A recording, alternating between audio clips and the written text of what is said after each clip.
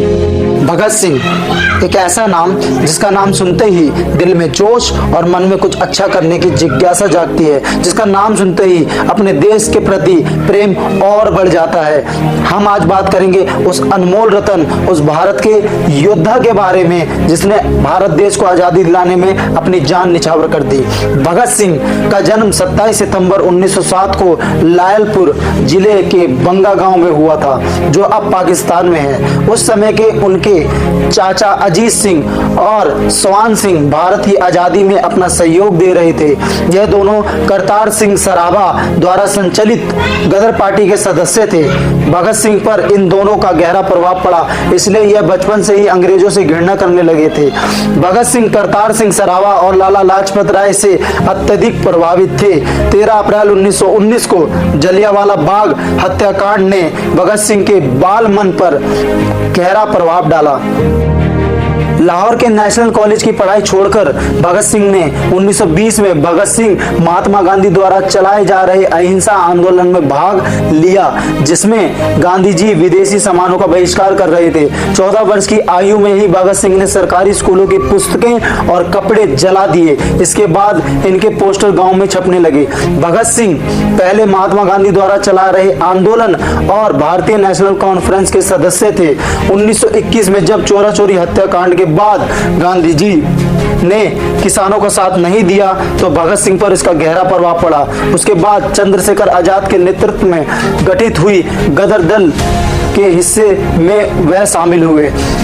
इन्होंने चंद्रशेखर आजाद के साथ मिलकर अंग्रेजों के खिलाफ आंदोलन शुरू कर दिया।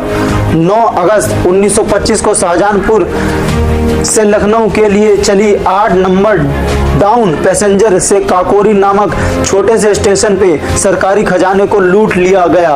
यह घटना काकोरी कांड नाम से इतिहास में प्रसिद्ध है।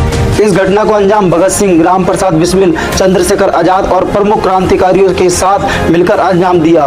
काकोरी कांड के बाद अंग्रेजों ने हिंदुस्तान रिपब्लिक एसोसिएशन के क्रांतिकारियों की धरपकड़ तेज कर दी और जगह जगह अपने एजेंट्स बहाल कर दिए।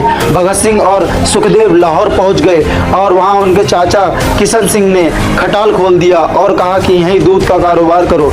वह भगत सिंह की शादी कराना चाहते थे और एक बार लड़की वालों को भी लेकर पहुंचे थे। भगत सिंह कागज पेंसिल ले दूध का हिसाब करते, पर कभी हिसाब सही नहीं मिलता। सुखदेव खुद ढेर सारा दूध पी जाते और दूसरों को भी मुफ्त पिलाते।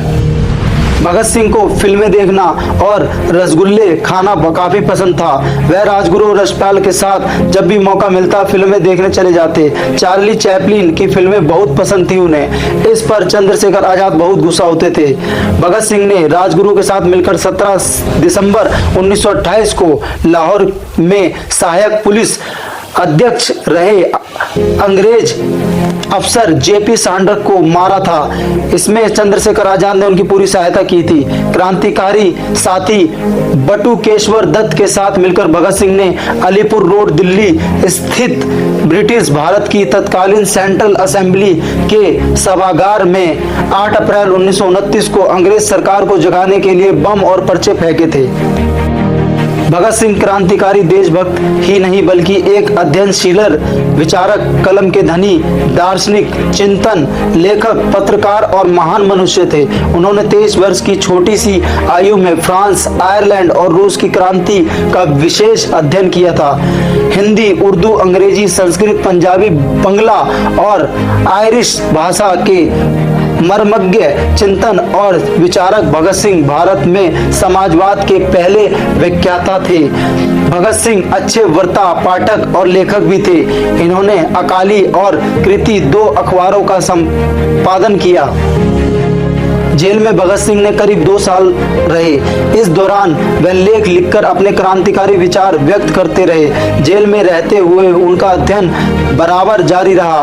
उस दौरान उनके लिए लिखे गए लेख व परिवार को लिखे गए पत्र आज भी उनके विचार के दर्पण हैं। अपने लेखों में उन्होंने कई तरह के पूंजीपतियों को अपना शत्रु बताया है। उन्हें लिखा है कि मजदूरों का शोषण करने वाले चाहे एक भारतीय ही क्यों ना हो, वह उनका शत्रु है।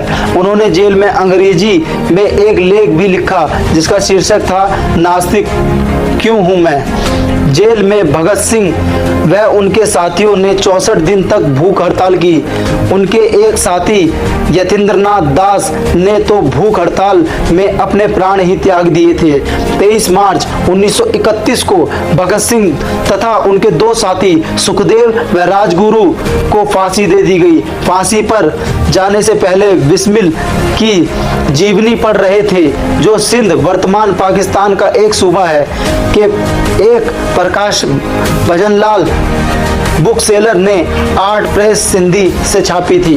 पाकिस्तान में शहीद भगत सिंह के नाम पर चौराहे का नाम रखे जाने पर खूब बवाल मचा था। लाहौर प्रशासन ने ऐलान किया था कि मशहूर सामदाम चौक का नाम बदलकर भगत सिंह चौक किया जाए। फैसले के बाद प्रशासन को चौतरफा विरोध झेलना पड़ा था। तो हमारी जानकारी कैसी लगी कृपया नीचे कमेंट करके ज़रूर बताएं और चैनल को सब्सक्राइब, लाइक और शेयर ज़रूर करें।